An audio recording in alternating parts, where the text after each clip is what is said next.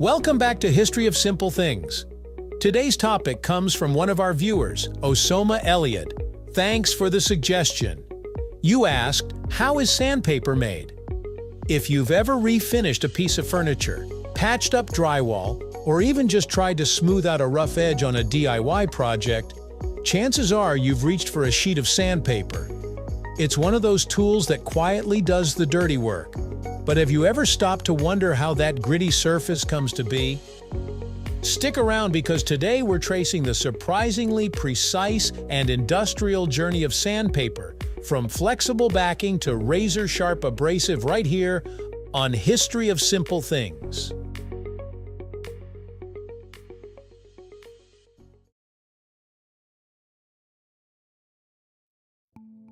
Before we break down how it's made, let's clear up what we're actually talking about.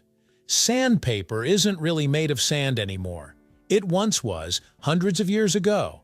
But modern sandpaper has ditched beach sand for far more effective abrasives like aluminum oxide, silicon carbide, garnet, and even synthetic diamonds for heavy-duty industrial sanding.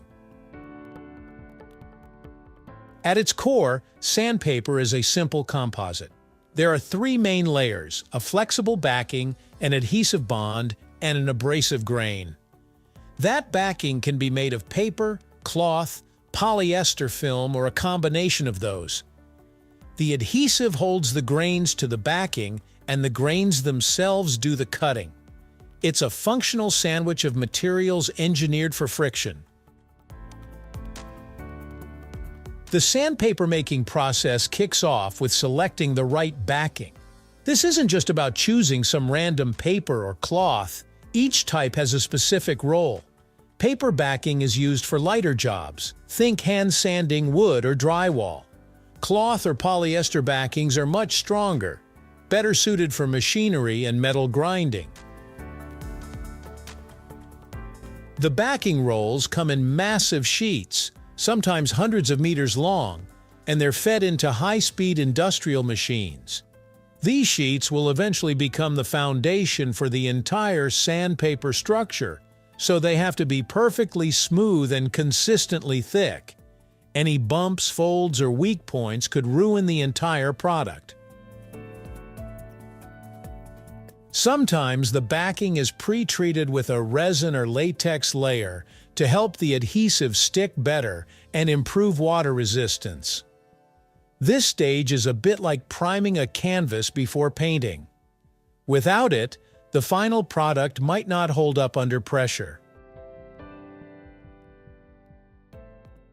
Next comes the adhesive, the middleman between the backing and the abrasive grit.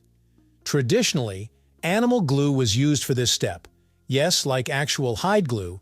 But today, synthetic resins dominate, especially phenolic or urea formaldehyde resins. These adhesives are far more durable and can stand up to heat, moisture, and heavy use. The adhesive is evenly spread onto the backing through a precision roller system or spray nozzles, depending on the manufacturer. At this point, it's sticky and tacky, and it's quickly moving down a conveyor belt, ready for its abrasive coat. This part of the process needs to happen fast because resin adhesives start to harden the moment they hit air. Timing and precision are key. If the layer is too thin, the grit won't stick properly. Too thick and the grit gets buried and becomes useless. Here's where it gets satisfying. While the adhesive is still wet, the abrasive particles are applied to the backing. But it's not as simple as sprinkling them on like glitter. The grains have to be aligned in a way that maximizes cutting efficiency. There are a few different methods, but one of the most common is the electrostatic coating method. That's right. They actually use an electric field to make the abrasive particles stand up like little hedgehog spines. Since the grains tend to have a sharp end and a flat base, the charge helps orient them so the sharp part sticks out. This makes the sandpaper cut faster and last longer. After the grains are embedded into the adhesive, the sheet starts to look like rough sandpaper. But it's not ready yet. It's just been dressed, not finished. Once the abrasive layer is down, another coat of adhesive is applied over the top, called the size coat. This helps lock in the grains, reducing the risk of shedding during sanding. It also acts as a reinforcement that adds strength to the whole structure. This coat is usually resin again, and it gets applied just like the base adhesive, by roller or spray depending on the grit size and application. Fine grit papers get lighter coats, coarse ones get thicker ones. Then the whole sheet goes through an oven system. These industrial ovens are massive. Some are as long as 30 meters, and they bake the sandpaper at carefully controlled temperatures to fully cure the resins. This process can take several minutes, and different zones of the oven adjust the heat as needed to avoid burning or warping the backing. Once cured, the sandpaper comes out of the oven rigid and dry, ready for finishing. At this point, it's reeled onto massive rolls and trimmed to size. But before that happens, quality control steps in. Every batch is inspected for even grit distribution, adhesion strength, and surface defects. Some manufacturers also run the finished sheets through sensors and scanners to make sure they're within tight tolerances. The grit size, whether it's a coarse 40 or an ultra-fine 4000, is also verified here. And yes, those grit numbers are standardized. Coarser sandpapers remove material quickly but leave scratches. Finer grits smooth and polish. With the quality approved, the sandpaper now moves to the cutting floor. Depending on the end use, it might be cut into handheld sheets, wide belts for industrial sanders, or circular discs with Velcro backs for power tools. Some factories have laser cutters that can punch out holes for dust extraction systems or perforate sheets for easier tearing.